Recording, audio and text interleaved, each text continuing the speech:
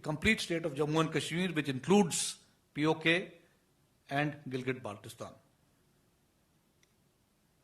Therefore, POK and Gilgit-Baltistan becomes an occupied territory, a territory which has been illegally occupied by our Western neighbor. Article 370 was brought in, and there itself in subpara 3, it is very clearly mentioned that it is temporary in nature. When Article 370 was introduced with the word temporary, there was no objection from Pakistan. Article 370 in itself has been amended twice, where the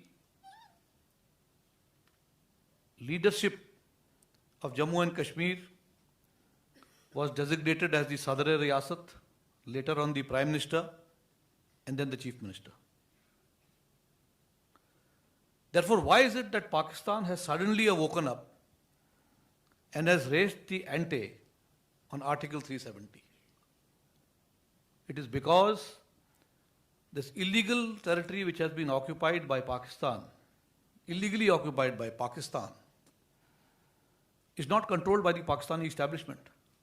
It is controlled by terrorists. POK is actually a terrorist-controlled country or a terrorist-controlled part of Pakistan.